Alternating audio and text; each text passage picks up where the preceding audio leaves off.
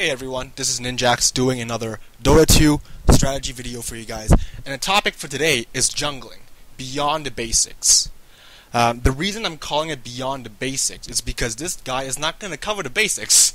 If you're a player who don't know how to jungle, and you're looking for a guy who teaches you, what items to go for, which camps to go to, how to pull camps, and things like that, this is not the guy you want to watch. There are tutorials out there on YouTube which you can search for. Now, however, this guide is designed for the people who are experienced in jungling. If you're comfortable going to the jungle, you know what items to buy, you know the timing of the creep spawn and things like that, that's great, because this video is designed for you. It's going to take your game to the next level. So what I've prepared today here are two replays. What I'm going to do is I'm going to play the first one really quickly for you, and then go to the second one, and then go back to the first one more time. And the reason I'm doing that is to contrast the two different playstyles, and hopefully by letting you see the distinctions, you can actually absorb the knowledge and apply it to your own games. Anyways, I'm going to go to the first replay right now. Alright, jumping into our first replay here, we're going to be watching this replay in the perspective of Enchantress, our jungling hero for today, played by Save for UKDK. Alright, anyways, since I'm going to go back to this replay later on in the video, I'm just going to fast forward it, and the idea is so you get a feel of how this game progressed from the early game to the mid game. Now, for those of you who don't know how Enchantress works, basically she uses her ability to enchant to temporarily take control of a creep and use it to farm the jungle. And as you can see right there, she got a wildkin and she's using it to peck down the creeps. And just for clarification purposes, the advantage of having a jungle hero is so that your lanes can have a little bit more free experience and free farm. So in this situation here, Drow in the top lane, she's getting more experience and more gold, whereas if Enchantress were to be in the lane, they would have to be fighting for experience and gold.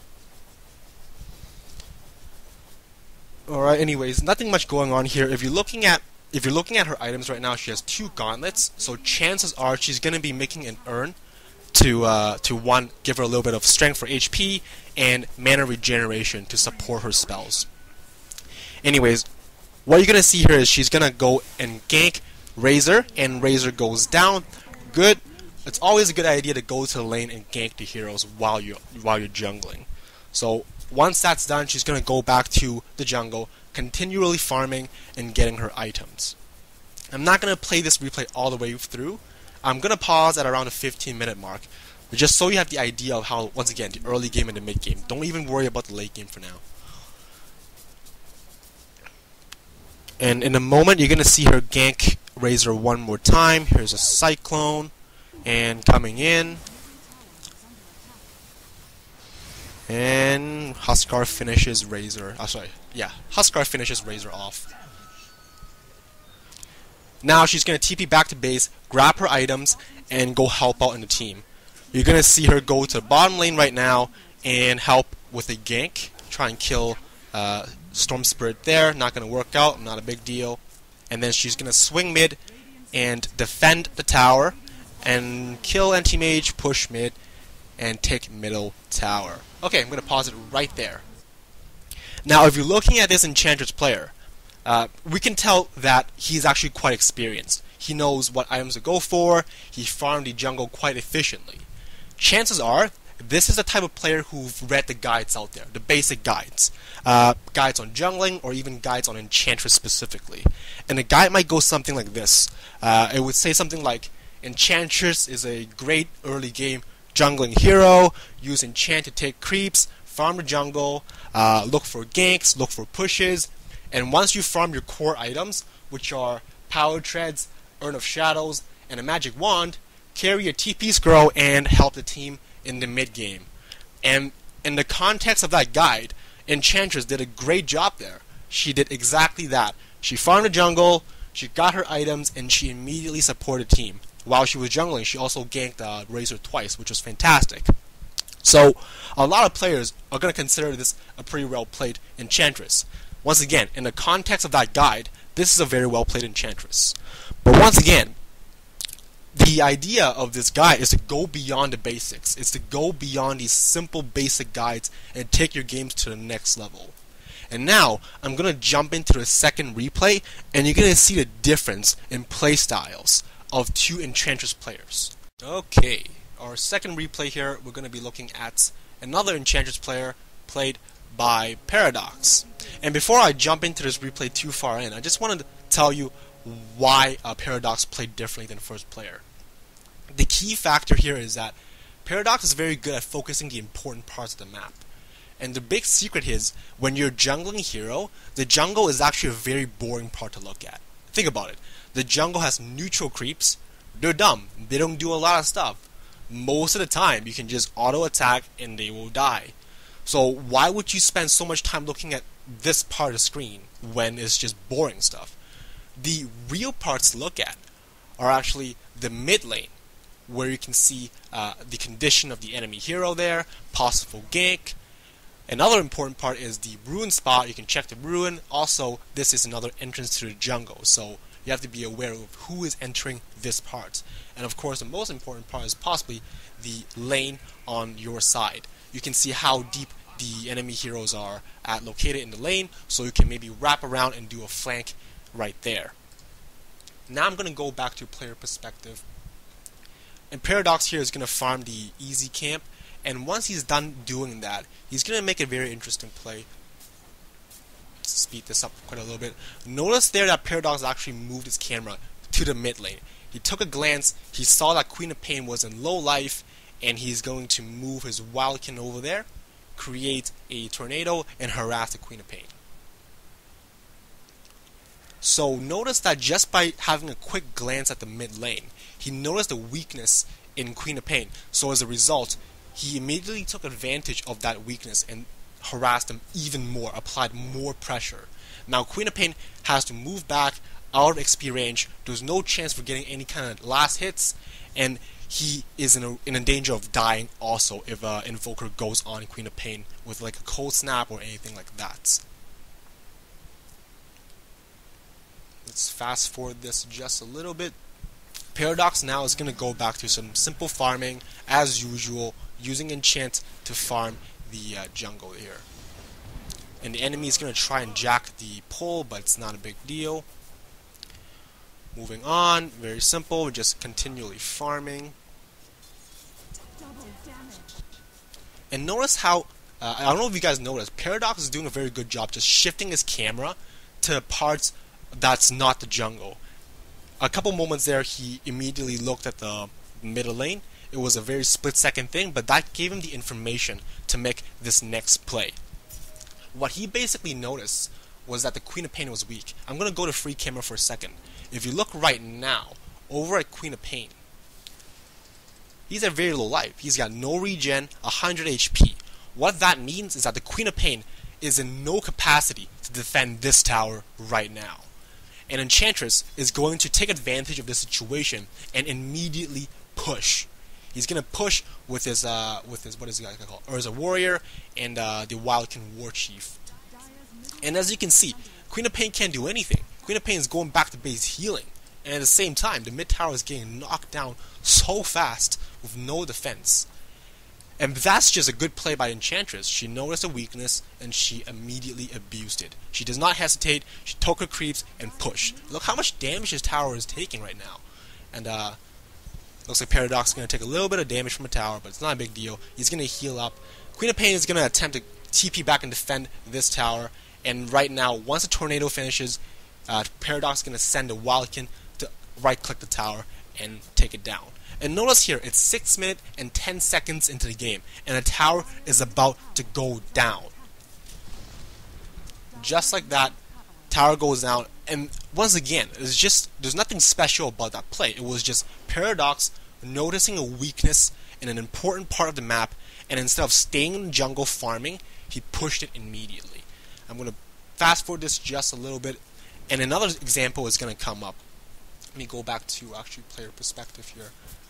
And on Enchantress, not much going right now. Paradox can continue farming, getting some creeps, and here, oh look, he gets 3 Centaur War Chief, pretty good. Right there, 3.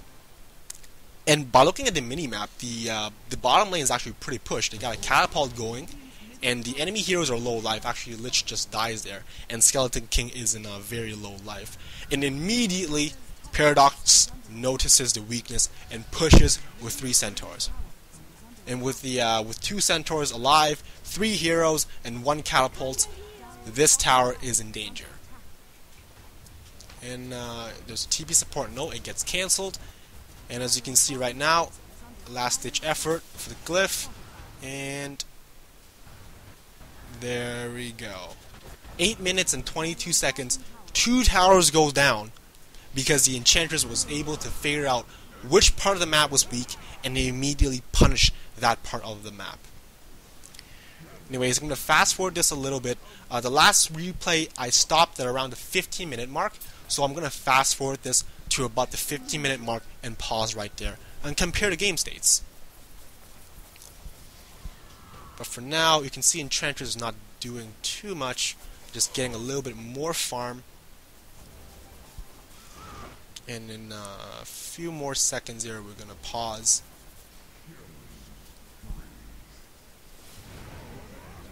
It looks like they're trying to pressure the second tower. And it's not going to work out, actually. Queen of Pain is actually going to pick her off, which is not a big deal. Anyways, I know it's not 15 minutes, but you get the point. You got a sense of how the early game and the mid game played out. So going back to that guide analogy, this Enchantress, in the context of a guide, did the exact same thing. Enchantress used enchant to farm the jungle early on. She looked for ganks, she looked for pushes, and once she farmed her basic core items, in this case phase boots, an urn, and magic wand, she carried a TP scroll and assisted the team in the mid game. So on paper, it might seem like the first player and the second player did a similar thing. Some people might even argue that, oh my god, Paradox, he's 0 and 1. He's actually doing worse than the first player. But as you saw, it wasn't the same. Paradox helped take down 2 towers for the team. So I don't care how fast you're farming in the jungle. I don't care if you're rushing for Aghanim Scepters or Sheepstick. Your farm rates is not comparable to taking down 2 towers for the team within 8 minutes and 22 seconds. That's a 2,000 gold advantage for the team. So my key point here is that Paradox didn't do anything special. There's no special tactics. There's no special build order. It was just him noticing the important parts of the map. He consistently looked at the middle lane. He saw a weakness and he pushed it immediately. Alright? Later on, he got 3 centaurs. He noticed the bottom lane was being pushed and the enemy heroes were low on life. So he took that opportunity and pressed forward, and lo and behold, another tower falls.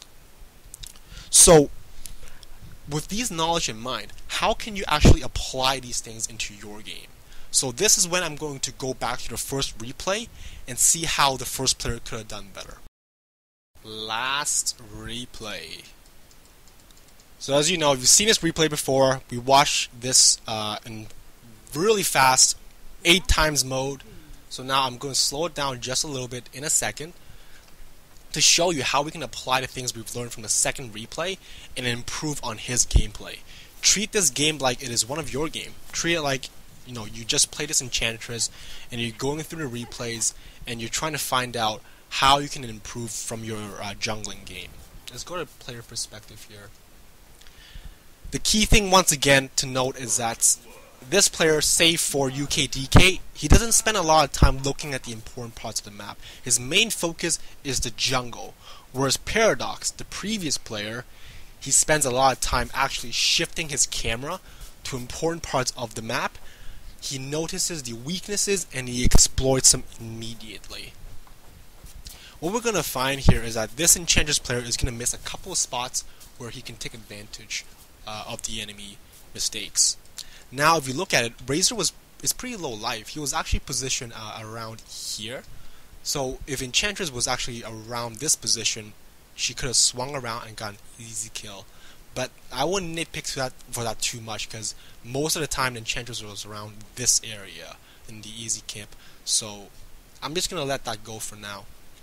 But if you look at the map now, Razor is in position to get ganked. He is at around 60% HP. He has no regen items. All he's got is boots and Ring Basilius. So if Drow Ranger uses Frost Arrow to slow him down, and Enchantress take this Urza Warrior and wrap around, that's an easy kill right there. Even if you don't kill him, if you force him back, that's still a great advantage for your lane. But that's not gonna happen. Enchantress gonna just keep farming the jungle. Keep farming the jungle. Just gonna look at the creeps, look at the jungle. And it's pretty boring. I don't know, like this part is just so boring. Why would you look at this part? Once again, if you look at the lane, Razor was in position. He was standing around here. It's so gankable. All he needed to do is to shift his camera from this boring section of the map to an interesting part of the map. And that was an easy kill. But no worries. It's gonna go back to farming. Player perspective. More farming. No need to look anywhere else. Just keep farming the jungle. And if you look at the mini-map right now, let me just shift to it. Razor is actually forced back to base, which is a good thing, but this is actually a little bit overdue. This could have been a little bit earlier. And if you notice this tower right now, Enchantress could have pushed it.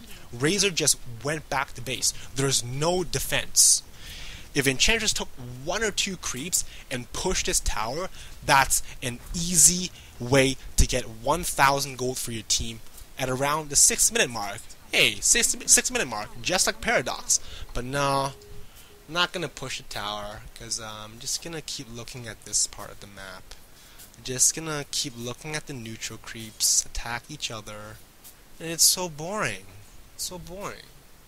If he shifted his camera just from here to here and noticed what was going on, that would have been such an easy way to get gold.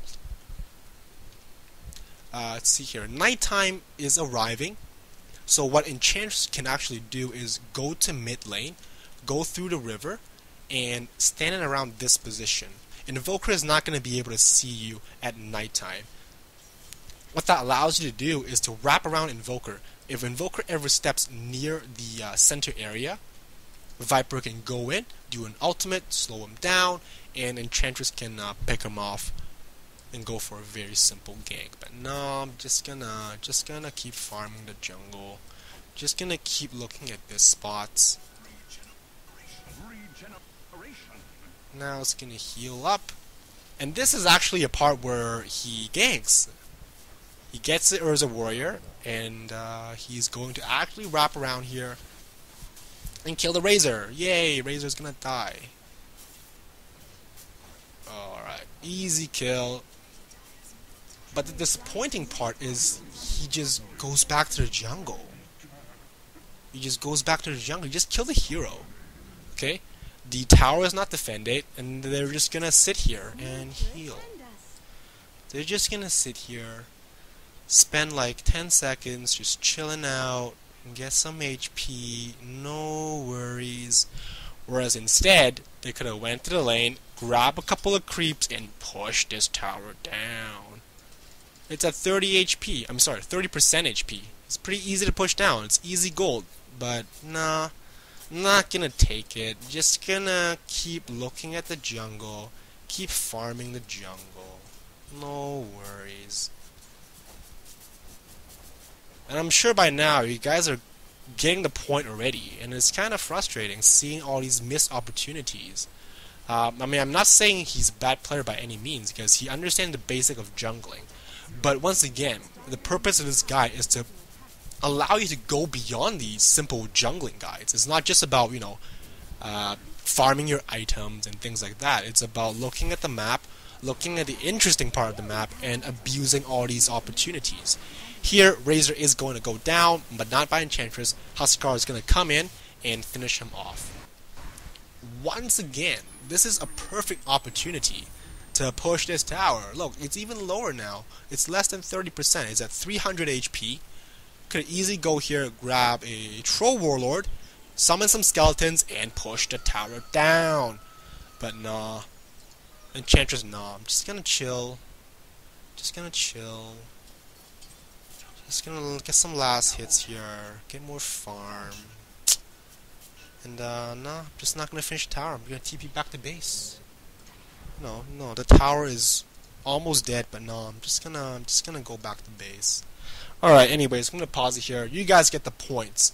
The main point of this guy is to just look at important parts of the map. If you're jungling, the jungle is boring. There's nothing going on in the jungle. It's just neutral creeps killing neutral creeps.